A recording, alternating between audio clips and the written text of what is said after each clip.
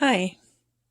How many of you um, out there like old things? Have you ever heard of living history like they do at the forts and like the Sutter's Fort and they reenact a lot of living history and there's a lot of different places around that do that. I just love that. I just think it's so cool. We're at a time in our lives whenever a lot of people want to just shove our history aside and forget about it, but our history tells us where we came from.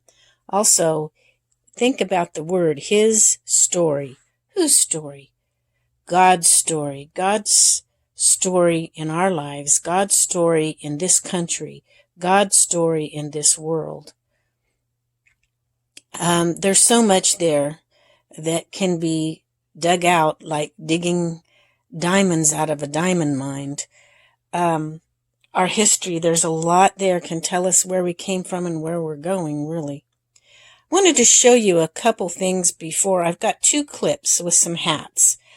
The first hat belonged to my grandma Reynolds, and she used to wear it when she was out working in her flower garden and stuff. The second hat is one she made for me a long time ago, because I love history and dressing up, and I actually I've used those when I dressed up, like when I used to teach. I think it was like second and third grade. We had a history day where we all dressed up and stuff like that. I just love that kind of thing. And so I thought I would share those with you. But before we get to those clips, I wanted to show you a couple things. This is a real historical necklace that my son got me because he knows I love history. It's a Native American necklace. And this one is an old horse. I figure it's around, well, it has to at least be 60. I know it's older than that because I was 4 or 5 when I used to play with it. And it belonged to my grandma Hamilton. And just before she passed, she told me, I want you to go to my house and get that little horse you used to play with as a little girl. I want you to keep that. So that's where this comes from.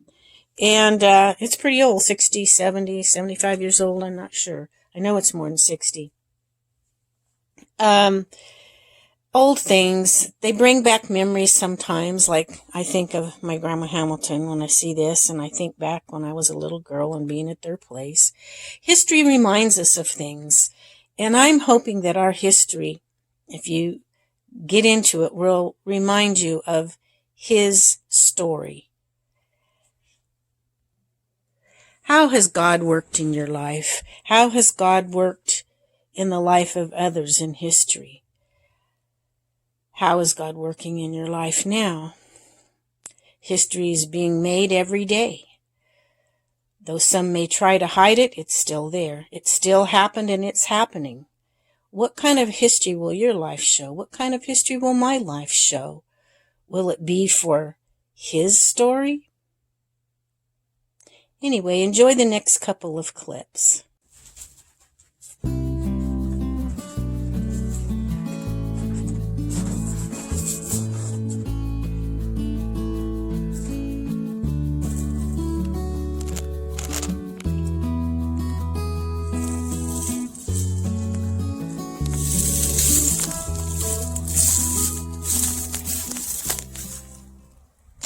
Well, what'd you think of those hats? The clips are pretty fast. I'll play them one more time.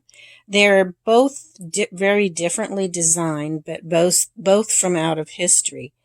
I don't know. There's just something so cool. I don't know how old this is. I don't know if it's a replica or if it's a real. It's been around a while. I can tell that.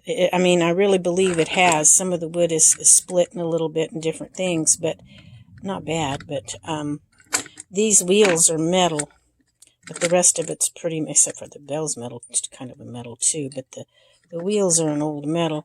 It's a little child's toy. And look, the little pull thing is a milk bottle. Isn't that cute? I just love things like that. Their toys were things that they were familiar with in their day. And we used to be an agrarian society and had a lot of people that farmed and had animals, and so a cow was something they were familiar with.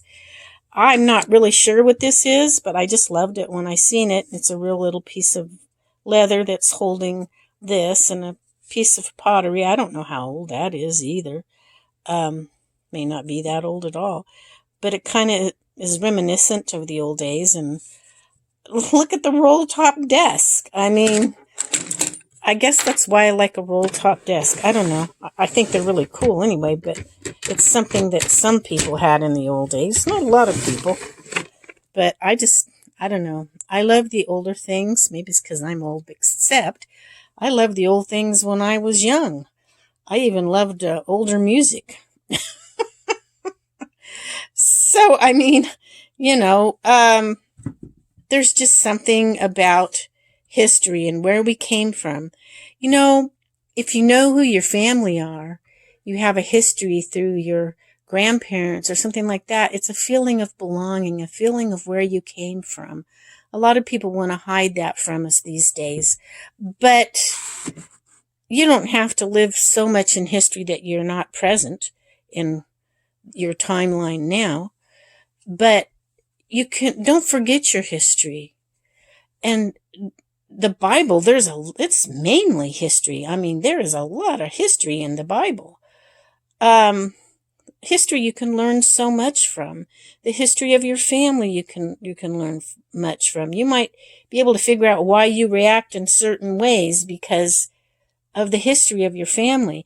I always just thought that black hair was so pretty. And it just hit me the other day. I think I was driving and I was thinking, and I thought, little babies, when they're born and they're growing up, they notice, you don't realize that your mind is being imprinted with things. And I got to thinking about it. My mom always had black hair.